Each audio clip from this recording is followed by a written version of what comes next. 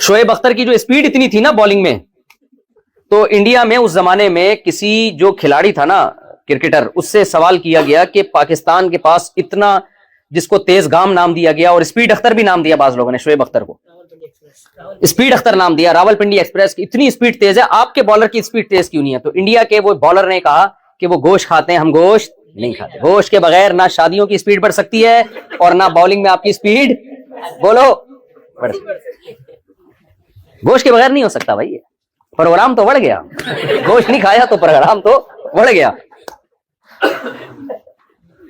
تو ہمیں بقرعید میں کس بات کی خوشی ہوتی ہے بھائی؟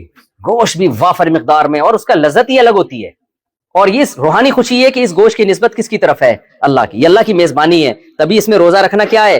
حرام۔ عام دنوں میں آپ گوشت کھاتے ہیں بھائی، وسیم بھائی نے دعوت کی ہے، کلیم بھائی نے دعوت کی ہے، غفار بھائی نے دعوت کی ہے، بقرعید میں روزہ حرام کیوں ہے؟ اس لیے کہ دعوت کس کی طرف سے ہے؟ اللہ کی، اللہ کہتا ہے میں گوشت کھلا رہا ہوں اور تو کہہ رہا آج میرا روزہ ہے، اور ہر بال کے بدلے میں ایک نیکی۔ ابراہیم علیہ السلام کی سنت کو زندہ کر لیا تو جسمانی خوشی بھی ہو رہی ہے اور روحانی بھی۔ تو اسلام خالی پیلی کی خوشیاں نہیں دیتا آپ کو، مصنوعی خوشیاں نہیں دیتا، اسلام آپ کو اوریجنل خوشیاں دیتا ہے، سچی مچی کی خوشیاں دیتا ہے۔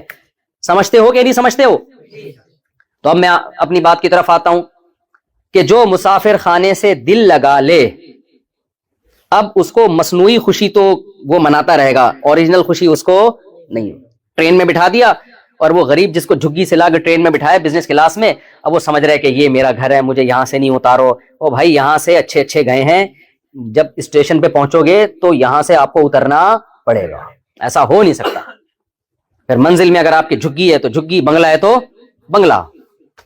تو جیسے جیسے منزل قریب آئے گی، آپ بتاؤ اس کی خوشی زیادہ ہوگی یا کم ہوگی؟ کم ہوتی چلی جائے گی۔ بالکل یہی حال اس دنیا کا ہے۔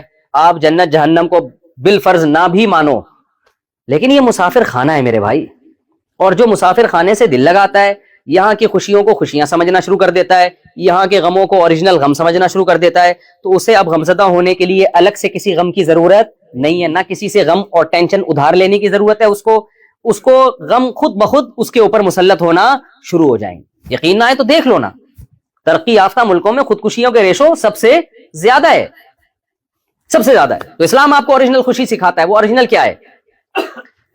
اسلام کا ایک دعویٰ ہے، فطرت اللہ التی فطر الناس علیہا۔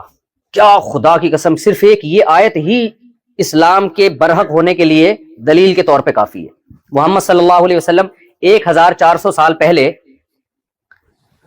جو نہ لکھنا جانتے تھے نہ پڑھنا جانتے تھے، ایک ایسا دین لے کر آئے کہ آپ نے فرمایا یہ دین جو ہے انسان کی نیچر اور یہ دین ایک ہی چیز کے دو نام ہیں۔